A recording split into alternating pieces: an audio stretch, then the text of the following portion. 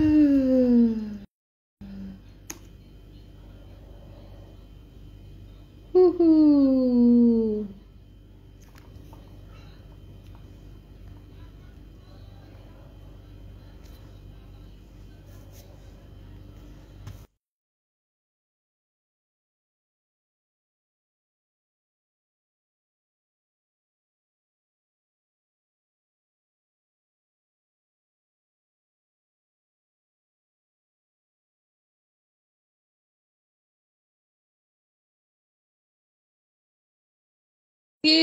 Tetap bisa.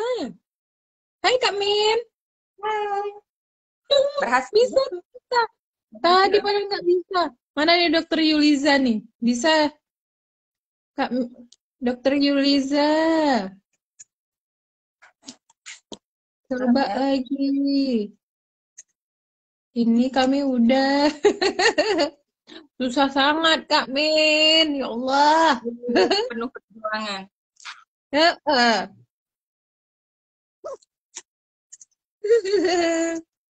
Sehat Kak Min?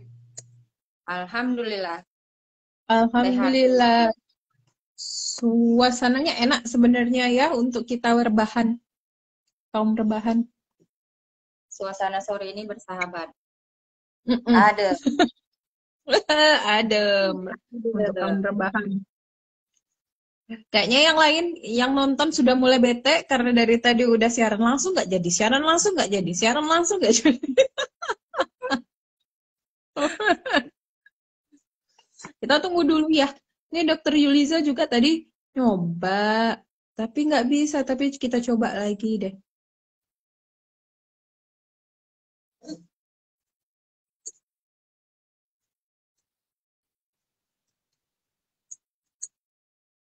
Mm-mm. Gimana persiapan perjuangan UKOM-nya? Alhamdulillah berjalan lancar walaupun agak terseok-seok.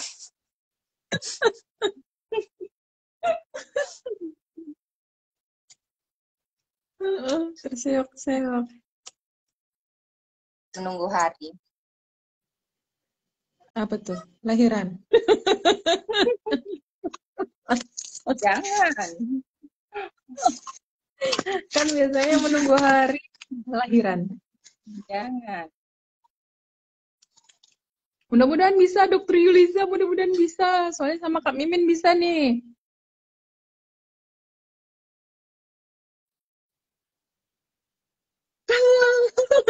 Bisa. Ini Cari yang keren. akhirnya bisa juga. Bisa dibangun.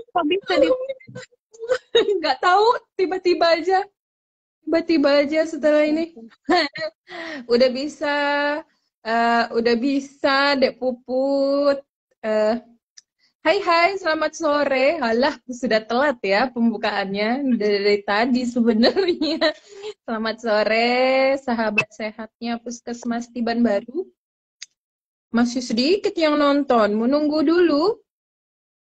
Iya, tadi soalnya mungkin udah ada banyak yang Penontonnya masuk. tadi udah ini, cuman karena Jadi keluar mungkin lagi. jadi keluar lagi nonton. Udah Dikira bete nggak jadi duluan. tadi, Ya, karena gangguan. ya maaf, kan kesalahan bukan pada ini kan. Kesalahan bukan pada kita. Kita aja nggak tahu tiba-tiba bisa. Tiba-tiba nggak bisa. Tiba-tiba bisa. Udah bisa deh Puput. Puput memantau dari jauh. Dia lagi nginap di kutil. Dari tadi sibuk nyari tempat yang mana ada cahayanya terang. Udah bagus kok, udah bagus. Terang ya. Udah terang. Sudah terang, sudah terang. Mulai aja kali ya. Iya, Boleh, mulai boleh. aja deh. Lanjut. Soalnya makin cepat makin ikan cepat ikan gabus salah. Makin cepat makin bagus. Jadi selamat sore untuk sahabat sehatnya Puskesmas Tiban Baru. Kembali lagi di sore hari ini kita ketemu di acara Intan Tibar. Acara ya programnya Promkesnya Puskesmas Tiban Baru. Jadi Intan Tibar, informasi kesehatan Tiban Baru. Nah, untuk bulan ini, bulan Juli, sehubungan dengan Hari Anak Nasional, Selamat Hari Anak untuk anak-anak di Indonesia. Tema kita mana ini? Tema Intan Tibar kita itu tentang suaranya ada? Udah kembali. Udah kembali. Tadi sempat sedikit hilang. Sedikit hilang ya. Jadi tentang pentingnya stimulasi dan tumbuh kembang anak di era new normal. Jadi tanggal 23 Juli 2022 kemarin itu adalah Hari Anak Nasional. Nah, untuk bulan depan, di bulan Agustus, kita ada beberapa program Puskesmas Tiban Baru yang berhubungan dengan anak. Yang stimulasi tumbuh kembangnya itu. Ya Kak Mimin ya? Ya, benar sekali. Iya, benar sekali. Kenapa tuh ada Kak, katain. Untuk itu, kita sudah kedatangan narasumber. Yang pertama ada Dr. Yuliza Syahyanti, sudah beberapa kali jadi narasumber di kita ya, Dok ya?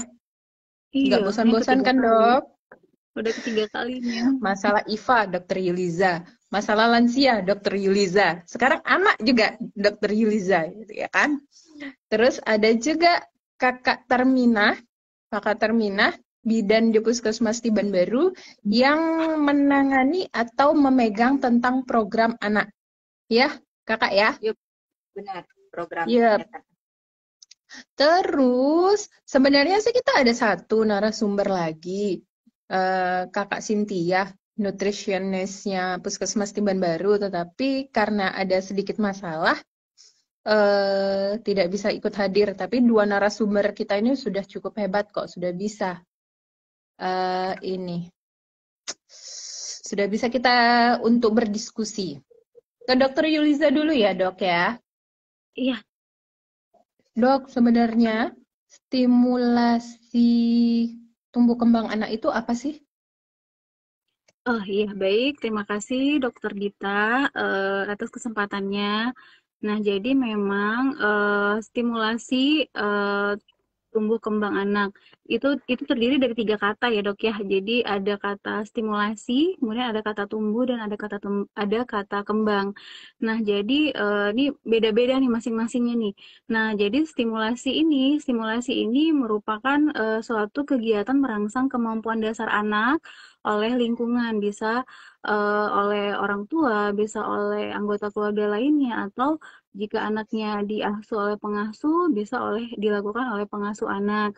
Nah, dilakukan pada anak usia 0 sampai 5 tahun untuk membantu tumbuh kembang anak sehingga lebih optimal. Nah, stimulasi ini kita bisa lakukan berdasarkan nanti kelompok umurnya. Kelompok umurnya ada kelompok umur 0 sampai 3 bulan, 3 sampai 6 bulan, dan seterusnya. Nah, kemudian ada juga yang keduanya itu kata pertumbuhan atau tumbuh. Nah, kalau pertumbuhan ini berkaitan dengan perubahan dalam besar jumlah ukuran sel, dan ini biasanya sih dikaitkan dengan cara pengukurannya itu dengan pengukuran berat badan, tinggi badan, dan lingkar kepala kalau untuk bayi dan balita. Kemudian ada lagi perkembangan. Nah, kalau perkembangan itu lebih ke kemampuan dalam struktur dan fungsi tubuh yang lebih kompleks. Nah, jadi perkembangan ini banyak macamnya ya, Dok ya. Jadi ada perkembangan kemampuan gerakan motorik kasar, kemudian perkembangan kemampuan gerakan motorik halus, kemudian perkembangan kemampuan memahami ucapan orang lain atau komunikasi pasif, kemudian perkembangan kemampuan berbicara atau atau komunikasi aktif, kemudian perkembangan kecerdasan, perkembangan kemampuan menolong diri sendiri, atau perkembangan kemampuan bergaul atau kemampuan sosial. Nah, kita mungkin bahas sedikit dulu ya tentang pertumbuhan ya. Nah, kalau pertumbuhan itu eh, ada kita mengukur berat badan dan tinggi badan. Nah, di buku KIA, kalau misalnya ibu-ibu yang punya balita pasti punya buku KIA. Nah, di buku KIA tuh sebenarnya udah ada lengkap di situ. Itu di sana ada grafik pertumbuhan bayi balita baik laki-laki maupun perempuan itu dibedakan. Nah, di situ ada grafik KMS berat badan berdasarkan usia. Kemudian juga ada grafik berat badan berdasarkan tinggi badan dan juga grafik lingkar kepala. Nah, sebenarnya tiga hal ini wajib kita nilai kalau misal kita punya bayi balita. Nah, jadi kalau di bawah usia 2 tahun itu kita nilai setiap bulan. Setiap bulan. Nah, di atas usia 2 tahun itu kita nilai cukup setiap 3 bulan gitu. Nah, jadi dari grafik KMS ini kita bisa lihat apakah anak kita mengalami gangguan pertumbuhan atau tidak gitu. Kita bisa lihat anak kita tuh mengalami gizinya optimal, gizinya cukup, atau gizinya kurang, atau mengalami gizi buruk, atau mengalami gizi lebih atau overweight. Nah, dari situ. Jadi itulah pentingnya kita menganjurkan anak-anak untuk rajin ke posyandu atau ke puskesmas untuk memeriksakan pertumbuhannya. Dan selain itu juga kita bisa konsultasi juga dengan dokter bagaimana pertumbuhan anak. Nah, juga di grafik KMS itu nanti kita bisa lihat, kita kan plot angka berapa berat badannya. Nah, di situ dilihat apakah ada kenaikan grafik. Nah, di KMS itu kan ada warna ya, Dok ya. Ada warna hijau tua, ada warna hijau muda, ada warna kuning, ada garis merah. Nah, kita lihat apakah atau grafiknya itu bergerak sesuai dengan warna grafiknya, atau malah turun ke warna di bawahnya, atau malah berada di bawah garis merah. Nah, kita bisa pantau dari situ. Nah, selain itu juga kenaikan berat badannya tidak mencapai berat badan minimal, itu juga kita perlu waspadai. Nah, kalau dari grafik ini, kalau misalnya pertumbuhannya itu 2 kali tidak naik atau malah menurun, itu wajib kita periksakan ke tenaga kesehatan. Nah, itu kalau dari pertumbuhan ya, Dok ya. Nah, kemudian juga ada perkembangan ini tadi seperti yang udah disampaikan ya, ada perkembangan gerakan motorik kasar, motorik halus. Nah, ini ada sesuai dengan kelompok umur. Nah, umur 1 sampai 2 tahun itu anak harus bisa belajar, udah mulai bisa belajar jalan, baik jalan maju maupun jalan mundur, kemudian berjalan mengikuti garis lurus. Nah, stimulasi ini kita lakukan berdasarkan perkembangan dan berdasarkan kelompok umurnya gitu. Jadi kalau misalnya tadi motorik kasar, kita lihat apakah anak kita sudah sesuai dengan kemampuan berdasarkan kelompok umur atau belum. Nah, kalau misalnya belum, kita lakukan stimulasi yang sesuai dengan kelompok umur supaya anak kita bisa sesuai dengan kemampuan yang seharusnya begitu. Nah, juga ada kemampuan tadi motorik kasar ya. Motorik kasar itu contohnya seperti kayak memegang yang mengangkat bola, atau yang yang sifatnya kayak meloncat-loncat, berjalan, kemudian eh, berdiri dengan satu kaki, kemudian berlari, naik tangga, itu motorik kasar.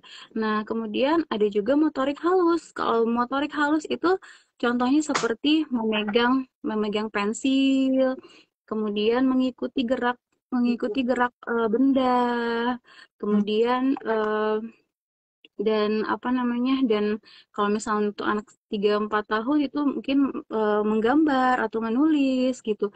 Jadi sesuai dengan kelompok umur. Nah, kayaknya kita nggak mungkin ya diodoknya ngebahas satu-satu per kelompok umur gitu. Mungkin nanti kalau memang ada anaknya rasanya curiga, kok anak saya ini kok kayaknya beda dibandingkan anak yang lain perkembangannya, boleh ke puskesmas gitu. Kemudian ada lagi komunikasi ya, perkembangan dari segi komunikasi. Komunikasi ini ada yang pasif maupun aktif. Yang pasif itu seperti contohnya kemampuan anak untuk mengerti yang kita suruh, yang mengerti yang kita apa yang kita sampaikan. Kemudian kemampuan anak untuk menunjuk menunjuk benda atau sesuatu yang dia inginkan gitu tuh contohnya seperti itu. Kemudian kalau apa namanya, kalau komunikasi aktif itu lebih ke kayak berbicara, apa berbicara berkomunikasi dua arah ya, ada kontak mata, dan apa namanya, eee, mengerti bilang apa, menyampaikan, iya atau tidaknya gitu, atau, ya terus berekspresi berekspresi. Nah, seperti itu. Nah, kemudian ada lagi perkembangan, bagaimana kemampuan dia untuk menolong dirinya sendiri. Contohnya, makan makan sendiri atau menggunakan gelas sendiri, atau menggunakan, mencuci tangan sendiri, kemudian mengangkat piring atau mengangkat gelas, nah sebagainya. Nah, itu, kemampuan menolong diri sendiri. Selain itu juga ada perkembangan mental mental dan emosional. Nah, mental emosional itu kemampuan dia untuk mengelola emosi seperti itu. Nah, dari usia 3 bulan kita sebenarnya sudah bisa menilai adanya deteksi gangguan perkembangan perkembangan. Jadi nanti kita punya form namanya questionnaire pra-screening perkembangan gitu, atau disingkat dengan form KPSP. Nah, itu berdasarkan kelompok umur. Jadi di situ nanti kita bisa nilai umur 0 sampai 3 bulan, ini formnya gitu berbeda-beda. Nah, nanti ada skornya. Kalau misalnya skornya rendah, itu berarti ada gangguan pertumbuhan, gangguan perkembangan seperti itu. Sampai usia 5 tahun ya, kita ada form screen, ada panduannya gitu. Nah, selain itu, selain faktor apa perkembangan dari segi ya aspek-aspek tadi, kita juga bisa mendeteksi gangguan perkembangan itu dengan gangguan tes, dengan tes apa, gangguan daya lihat dan gangguan daya dengar. Nah, gangguan daya dengar itu kita sudah boleh bisa lakukan usia 3 bulan. Nah, tes daya lihat kita bisa lakukan usia 36 bulan atau usia 3 tahun. Nah, selain itu juga kalau untuk deteksi gangguan tumbuh kembang juga ada deteksi dini penyimpangan mental emosional. Emosional itu ada formnya lagi, form kuesioner mental emosional, kemudian ada kuesioner untuk mendeteksi autisme. Kemudian autisme ini kita bisa deteksi usia 18 bulan ya, Dok ya. Dan gangguan pemusatan perhatian dan hiperaktif itu kita juga bisa deteksi usia usia 3 tahun. Nah, seperti itu, Dok. Nah, kalau jadi sebenarnya stimulasi deteksi dini tumbuh kembang itu hal yang kompleks ya, hal yang kompleks. Tapi kita kalau misalnya kita punya anak atau punya saudara, itu kita harus wajib tahu apa-apa saja hal-hal penting yang harus kita lakukan gitu, Dok. Mm-mm. Berarti eh berarti kalau lagi ngecek kehamilan dapat buku pink. Buku pinknya bukan hanya selesai ketika lagi hamil aja ya, Dok ya? Iya, Buku betul. pink. Iya, Kuping. buku pink itu Oh, buku dipakai pink, iya. sampai Ya, benar. Iya, jadi mm, buku pink itu bukan hanya, sebenarnya udah lengkap itu dari mulai pranikah sampai hamil, kemudian sampai melahirkan, sampai anaknya 5 tahun itu masih bisa dipakai gitu. Buku merah jadi bukan, nggak bisa dianggap remeh juga buku merah gitu, karena sebenarnya udah lengkap semuanya di iya. sana gitu. Mm-mm. Jadi jadi jangan dikira buku pinknya dapat dari bidan. Oh, pas lagi hamil aja, udah melahirkan nggak tahu kemana. Padahal di Iya, situ juga info-infonya lengkap juga ya dok ya. iya, tentang imunisasi juga udah ada di sana gitu. Kalau yang KPSP itu dilaksanakannya biasanya di mana ya dok? KPSP ini sebenarnya itu kan questionnaire pre-screening perkembangan ya. Itu biasanya sih di Posyandu dilakukan, tapi bukan tiap bulan gitu. Tapi ada apa kelompok umurnya, misal usia 3 bulan, usia 6 bulan, usia 9 bulan, 12 bulan gitu, sampai eh, sampai usia 5 tahun gitu. Nah, di sekolah juga ada ya, nanti mungkin bisa dibahas sama Bu Mimin juga ya. Rencananya juga ada ya Bu Mimin di sekolah. Mungkin Ya, benar. jika tidak oleh tenaga kesehatan boleh dengan guru di sekolah juga Ya, bisa dilakukan gitu. Karena sebenarnya untuk screening itu sangat mudah dilakukan gitu.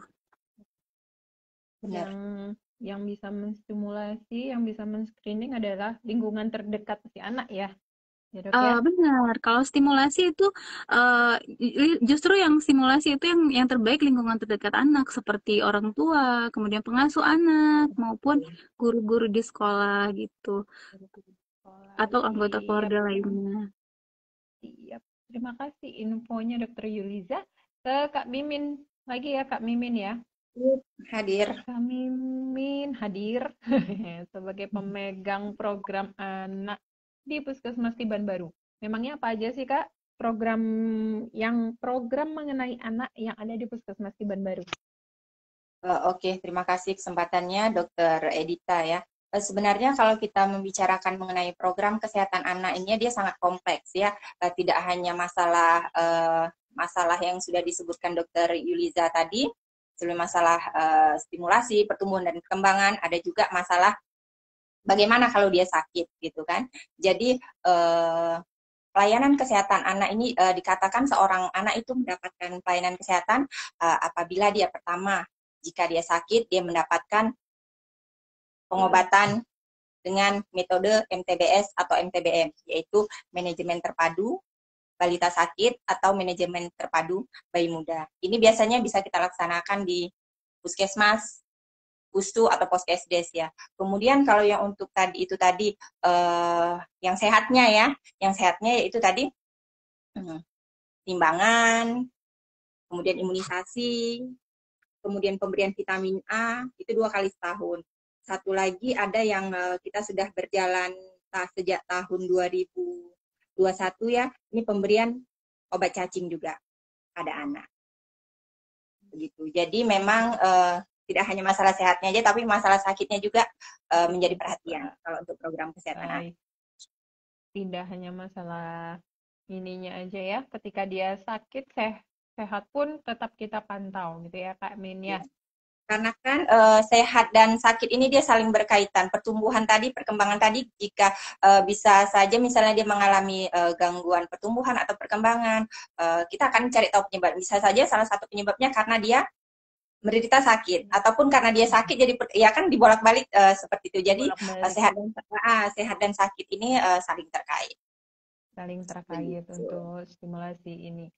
Terus berarti melibatkan banyak pihak ya, Kak Mimin ya, Kak Terminah ya, bukan hanya dari kita aja kan, dari puskesmas aja kan? Semua lintas sektor bisa terlibat di dalam program kesehatan anak. Kalau untuk tadi yang stimulasi tumbuh kembang itu adalah paling bagusnya, paling baiknya adalah lingkungan sekitar, orang tua, pengasuh, dan anggota keluarga. Kalau untuk kegiatan kita di masyarakat, di upaya kesehatan berbasis masyarakat seperti di Posyandu itu kader Posyandu atau kader desa siaga bisa juga. Kemudian kalau di sekolah TK PAUD itu guru TK dan PAUD juga sangat terlibat untuk membantu pemantauan tumbuh kembang anak kita. Kadang malah lebih kenal gurunya ya, gurunya sehingga bisa melaporkan lebih cepat ke orang tua ataupun tenaga kesehatan tentang gangguan karena ini. Sepertinya anak-anak kita sekarang kan waktunya lebih banyak bersama guru, ya. Kadang di sekolah TK, dari sekolah TK lanjut ke penitipannya, kemudian nanti baru sore baru pulang ke rumah sudah capek, tinggal tidur, paling ngobrol-ngobrol sebentar dengan orang tua ya kan. Jadi yang lebih banyak mengetahui pertumbuhan dan perkembangan anak kayaknya atau permasalahan anak kayaknya lebih banyak gurunya justrunya gitu ya. Gurunya, ya. Jadinya itu juga makanya khususnya di wilayah Puskesmas Timban Baru, kita Puskesmas dengan TK-TK yang ada di wilayah kita menjalin kerja Iya, sama kita itu ya. menjalin kerjasama harus. Untuk pemantau. Siap. Itu kapan aja ya Kak pelaksanaannya? Kalau yang untuk ini pelaksanaan untuk pelayanan kesehatan anak untuk yang sehat, itu kapan aja Kak Oke. pelaksanaannya? Kalau pelayanan kesehatan untuk anak sehat ini, penilaian tumbuh kembang kita bisa laksanakan di Posyandu ya, setiap bulan itu. Kita bulan. ada Posyandu di wilayah kerja kita ada 2 kelurahan, yaitu Kelurahan Timban Baru dan Timban Lama ya. Setiap bulan kita laksanakan. Kemudian di dalam gedung di Puskesmas juga kita 1 bulan sekali juga mengadakan. Kemudian yang ketiga di TK PAUD. Di seluruh TK dan PAUD kita laksanakan juga kegiatannya. Kegiatannya itu tadi meliputi itu tadi penimbangan, penilaian tumbuh kembang, pemberian vitamin A, obat cacing. Bahkan yang terakhir ini kita dalam rangka bulan imunisasi anak nasional ya. Masih berlangsung, kita masih roadshow, tapi yang untuk TK kita sudah selesai, kita masih roadshow yang SD ya, masih berjalan. Oke. Dan juga di Posyandu juga masih bisa ya untuk yang tertinggal imunisasinya ya Kakak ya. Jadi kalau di kita tuh ada berapa Posyandu ya Kak ya? Di kita ada 22 Posyandu ya kalau enggak ini ya. Siap. Terbagi dari 2 kelurahan ya. Dibagi dari 2 kelurahan. Kenapa pelaksanaannya berkala gitu Kak? Jadi begini, karena kan penilaian pertumbuhan dan perkembangan anak tadi bertumbuh dan berkembang mengikuti usianya. Jadi kita memantau akan seiring dengan perkembangan usianya, kita harus terus melakukan secara berkala. Seperti yang tadi sudah disampaikan oleh Dr. Yuliza, dia dilakukan penilaian itu ada kelompok-kelompok umurnya. Jadi di setiap, misalnya diberikan contoh bayi usia 3 bulan pertama kali kita lakukan. Kemudian dia akan dipantau lagi berkala saat dia usia 6 bulan. Kemudian usia 9 bulan. Jadi kelipatan 3 bulan itu sampai usia 2 tahun. Di atas 2 tahun kita memantaunya secara berkala setiap 6 bulan. Kenapa sih kok harus kita pantau berkala atau kita pantau berulang ya? Karena kita pantau. Pertama, kalau kita, misalnya kita temukan nih sekarang nih, kita pantau dia ternyata dia ada bermasalah. Tentu kan kita harus pantau ulang lagi untuk evaluasinya gitu. Apakah yang tadinya ada masalah setelah berjalan dengan seiring waktu, apakah ada perbaikan atau tidak? Ternyata jadi memang itulah tidak bisa gitu ya. Iya, itulah pentingnya harus dipantau ulang atau dipantau berkala. Ya, perkembangan dan perkembangan tadi kan ya mengikuti usia. 9 bulan sudah bisa belum bisa berjalan, kita pantau 3 bulan kemudian sudah bisa berjalan atau malah memang belum bisa berjalan. Jadi kita bisa langsung penanganannya. Jadi kita bisa jadi deteksi dini kan jatuhnya, deteksi dini kita kalau diketahui awal permasalahan atau penyimpangan kita ketahui sedini mungkin, bisa secepat mungkin kita lakukan penanganan. Gitu kira-kira. Kakak.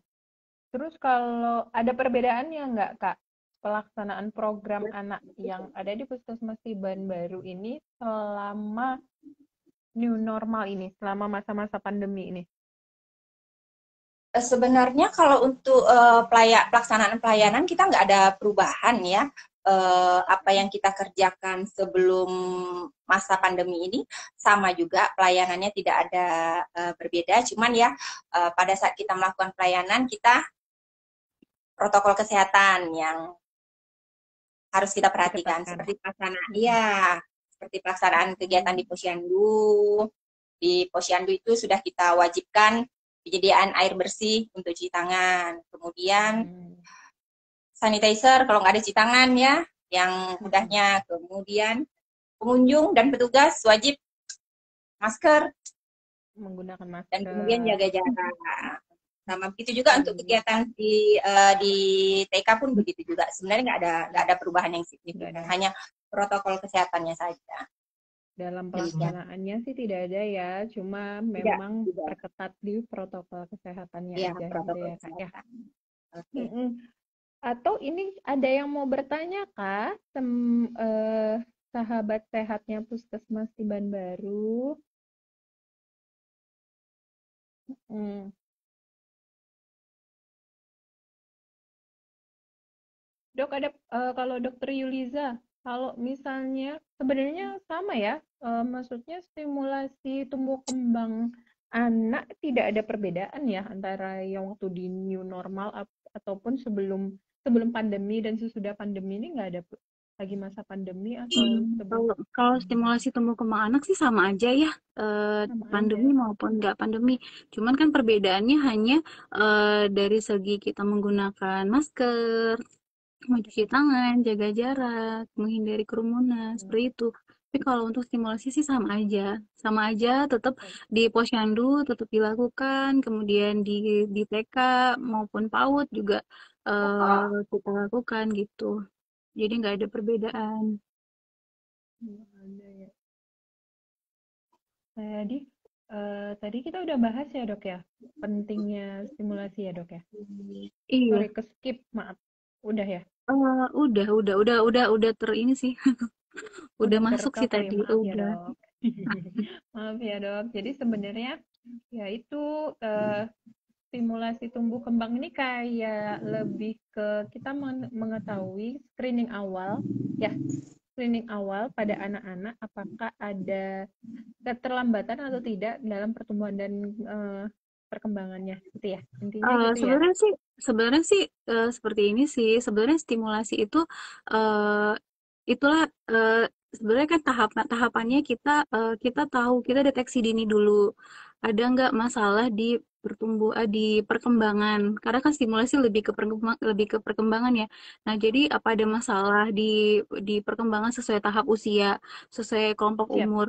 Nah, jika misalnya memang ada masalah, kita mendeteksi adanya gangguan perkembangan di kelompok itu, nah itu baru masalahnya apa, nah baru kita lakukan stimulasi gitu sesuai dengan kemampuan yang anak harus punya di kelompok umur segitu Ianya. gitu. Nah, jadi, benar.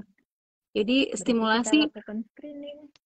sebenarnya Ya, sih stimulasi itu sebenarnya baiknya memang dalam keadaan anak normal tuh sebenarnya bagus juga kita lakukan gitu. Tapi eh, gimana ya? Tanpa melihat apa namanya, tanpa melihat anak ini ada masalah apa tidak, sebenarnya tetap sebaiknya kita lakukan. Cuman lebih lebih apa ya? Lebih dikhususkan ke untuk yang mempunyai gangguan perkembangan gitu. Mm. jadi Jadi sebenarnya eh hmm, Jadi gimana dok? sebenarnya memang memang tetap stimulasi itu memang tetap tetap tetap dilakukan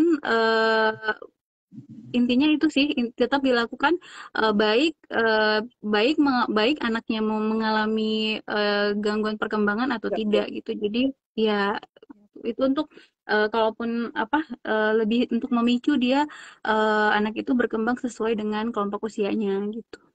Ianya. Jadi untuk ibu-ibu jangan bingung kenapa ibu-ibu yang anak-anaknya ada di TK jangan bingung kenapa ada petugas puskesmas yang datang bawa mainan ya, Bu Mimin ya, bawa Ya, kotak warna-warni, bawa kecap. tes mata gitu ya. Ya, benar. Itulah salah satu kegiatan kita untuk menilai si perkembangan itu tadi ya. Perkembangan itu tadi ya, Iya. untuk anak Oh ya, usia mau menambahkan terutama. sedikit. Baik Kak Mimin Ya, lanjut, mau menambahkan boleh. sedikit seperti yang Dokter Yuliza tadi sampaikan pentingnya buku KIA ya. Jadi saya di sini mengingatkan kembali ya, buku KIA ini tadi kayaknya hanya waktu hamil ya. Ya, kebanyakan dipakai waktu hamil. Setelah hamil, bukunya nggak tahu nyelimpet di mana gitu kan. Jadi sebenarnya ini bukan hanya untuk ibu. Waktu hamil memang jadi milik ibu, tapi begitu ibunya melahirkan, buku KIA ini jadi milik anak sampai usianya 5 tahun. Di dalam ini informasinya sangat banyak gitu. Jadi mohon pada ibu-ibu, ayo kita jaga buku pink kita sampai anak kita usia 5 tahun. Dan terakhir bisa disimpan loh Bu, jadi kenang-kenangan. Jangan dibuang atau dimusnahkan ya kan. Iya. Di sini kita iya benar. Masih Gitu. punya kok buku KIA-nya itu si Masih nyimpen bocah. ya, Dokter Dita masih nyimpen ya. Masih punya, iya. Masih nyimpen. Baru selesai setahun soalnya dari balita kan. Iya, iya baru selesai Ya, setahun dari anaknya baru balita, selesai 6 setahun kan tahun. dari masa balita ya kan. Jadi di buku itu udah lengkap, ada Iya, kalau misalnya MPASI ada di situ, ya Kak Mimin ya. ada MPASI ada, cara Catatan menstimulasi imunisasi, ada. catatan imunisasi anak ada di situ. Ada. Hmm. Ya. Mm-mm. Jadi teramat sangat Semua lengkap. udah lengkap. Iya, teramat sangat lengkap Jadi mulai dari hamil. jangan sampai hilang. Iya, benar. Ini kita lanjut ke pertanyaan ya. Ya, Dokter Yuliza ya, Kak Mimin ya. Yuk, silakan. Ada ini ada dari ini kita, staf kita juga Rizky Ananda, dia curhat nih. Anaknya trauma pup. Padahal pup-pupnya nggak keras, tapi kalau misalnya mau pup nangis. Itu termasuk trauma atau gimana ya, Dok? Iya, sebenarnya sih memang salah satu masalah pada bayi ya itu salah satunya memang BAB-nya keras gitu. Nah, mungkin pada awalnya sebenarnya BAB keras ini di kebanyakan dipengaruhi oleh faktor makanan gitu, makanan yang dimakan baik baik makanan maupun susu yang diminum gitu. Jadi mungkin pada awalnya anak tersebut makannya eh, kurang kurang apa? Kurang serat atau kurang cairan, kurang minum air putih, atau malah kelebihan serat juga bisa menyebabkan pupnya keras. Maksudnya terlalu banyak serat juga bisa menyebabkan BAB-nya keras. Nah, biasanya awal-awal sih mungkin pada saat dia keras, anak itu menahan buang air besarnya. Nah, apa namanya di usus besar kita itu semakin lama semakin lama kotoran itu atau tinja di usus besar itu cairannya semakin berserap gitu. Jadi semakin lama dia di dalam usus besar itu semakin keras gitu. Nah, jadi anak ini dia sebenarnya di awalnya udah merasa mau buang air besar, tapi karena dia merasakan sudah pernah trauma gitu atau sakit pada saat buang air besar, jadi dia berusaha untuk menunda buang air besarnya sehingga ya makin lama makin keras gitu. Nah, setelah beberapa hari mau nggak mau kan harus dikeluarkan. Ya dia berusaha ya.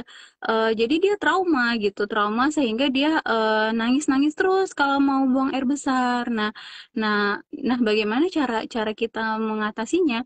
Nah, memang mungkin di awal-awal mungkin kita boleh bantu dengan pencahar ya, pencahar untuk bayi kan ada ya, boleh dibantu, tapi nggak boleh keseringan juga gitu, nggak boleh setiap dia buang air besarnya keras kita colok gitu, tapi eh, mungkin pada saat eh, saat-saat tertentu boleh dibantu.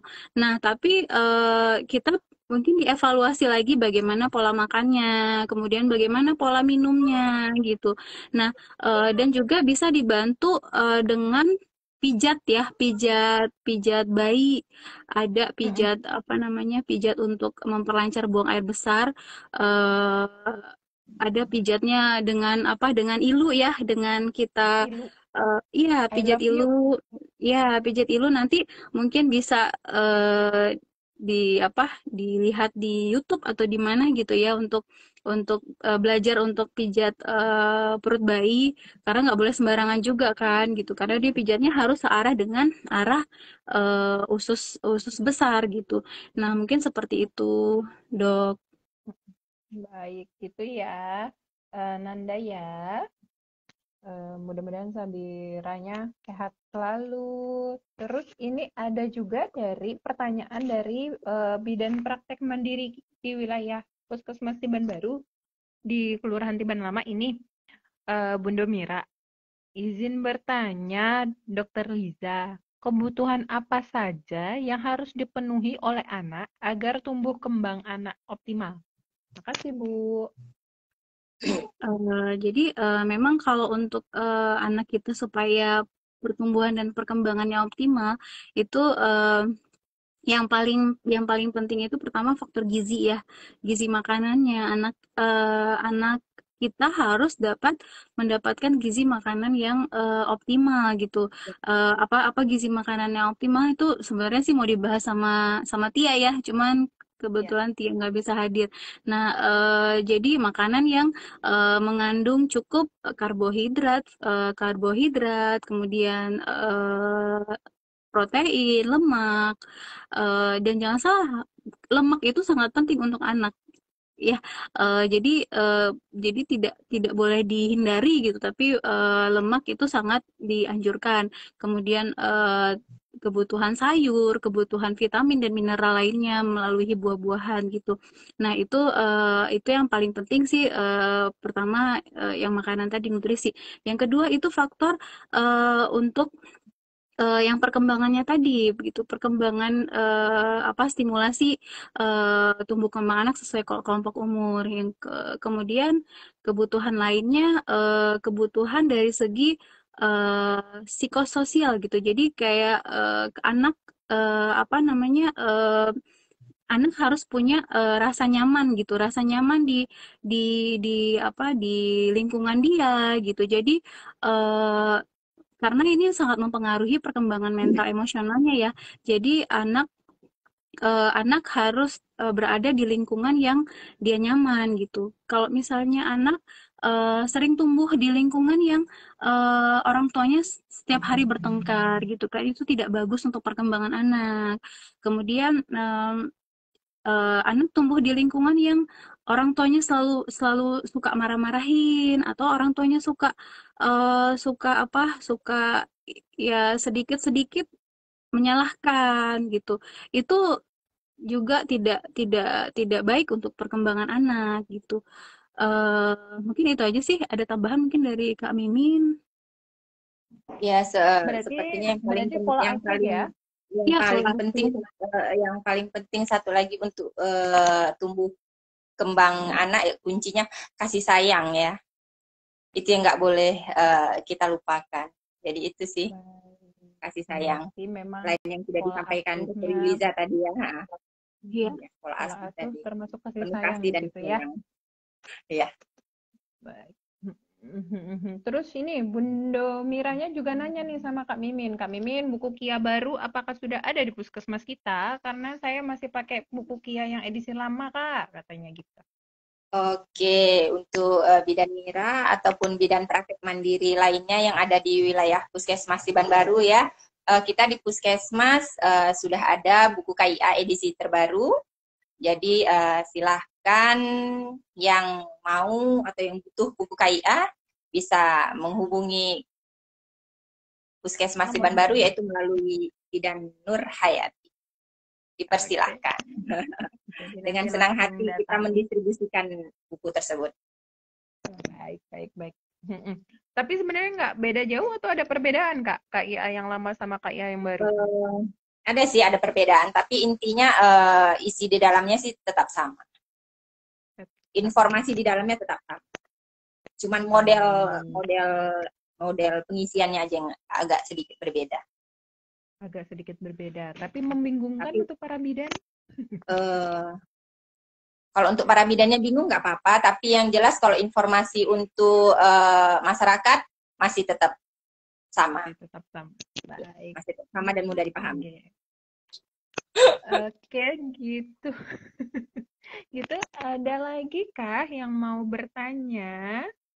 Karena ini sudah cukup jelas sih sebenarnya. Jadi kenapa pentingnya stimulasi tumbuh kembang pada anak, terus juga mulai dari apa itu, kenapa pentingnya, terus di mana saja bisa kita lakukan, terus siapa saja yang melakukan, terus program pelayanan kesehatan anak yang ada di puskesmas baru, di puskesmas Tiban Baru itu apa saja, itu sudah dibahas. Atau adakah yang mau bertanya lagi? Kalau sudah tidak ada yang mau bertanya, karena juga sudah sore hari, suasananya juga habis hujan, asik banget untuk rebahan. Kita selesaikan sampai di sini. Atau Dokter Yuliza sama Kak Mimin ada yang mau disampaikan lagi terkait dengan pelayanan izin kesehatan izin anak? izin menyampaikan berapa hari lagi kita udah sampai bulan Agustus ya, kegiatan kita untuk anak kita di Posyandu tetap seperti biasa ya. Untuk di TK kita akan masuk kegiatan di TK-TK, stimulasi tumbuh kembang, deteksi dini tumbuh kembang ya, kemudian pemberian vitamin A untuk di sekolah-sekolah. Jadi bagi ibu-ibu yang punya bayi balita yang jarang berkunjung ke Posyandu, ayo bulan Agustus sama-sama kita ramaikan Posyandu untuk mendapatkan vitamin A ya, vitamin A dan tentunya penimbangan rutin untuk anak-anak kita. Itu sih pesannya untuk ibu. Pemantauan tumbuh kembang dan juga vitamin A di bulan Agustus nanti, gitu ya Kak Mimin ya. Iya, itu dia. Tapi kalaupun misalnya tidak sempat ke Posyandu, di Puskesmas Tiban Baru juga bisa ya Kak? Ya, di Puskesmas Tiban Baru juga bisa. Untuk vitamin A kita bisa buka setiap hari nanti di bulan Agustus. Cukup dengan syarat membawa NIK anak dan Kakak. kartu keluarga. Ya, kakak. Jadi kalau ada anak sudah masuk dalam kakak, cukup fotokopi kakaknya saja dibawa nanti untuk kita data vitamin A-nya. Untuk memasukkan datanya, Itu aja sih, untuk bisa pelaporan kita juga berapa banyak anak yang sudah mendapatkan vitamin A. Iya, benar sekali. Itu. Kalau Dokter Yuliza ada yang mau disampaikan? Sebenarnya sih lebih ke ini sih, lebih ke ajakan untuk masyarakat untuk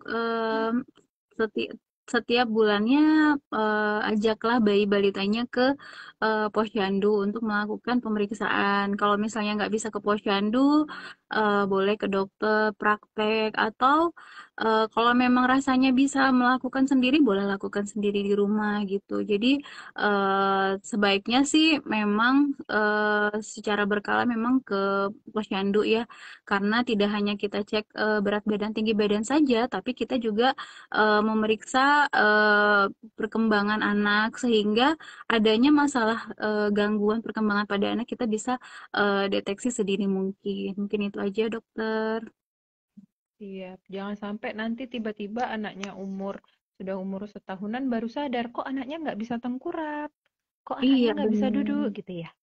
Iya, karena kalau semakin cepat dideteksi, semakin cepat untuk ditangani gitu. Tangani. Ya, betul. Oke. Oke, gitu aja. Karena sudah tidak ada pertanyaan lagi, juga sudah waktunya sore hari. Eh, eh, Intan Tibar. Intan Tibar Informasi Kesehatan Tiban Baru, episode bulan Juli, stimulasi deteksi dini tumbuh kembang anak, sudah berakhir sampai di sini. Terima kasih Dokter Yuliza, terima kasih Kak Iya, sama-sama. Mimin. Walaupun tadi Terima kasih terjadi kembali. sempat terjadi pesimis, sempat apa kita undur aja ya? Apa kita undur aja ya karena kesalahan teknis akhirnya jadi juga ya. Terima kasih. Sudah Terima bisa kasih live. kembali. Sampai jumpa. Waalaikumsalam. Assalamualaikum warahmatullahi Sehat-sehat. wabarakatuh.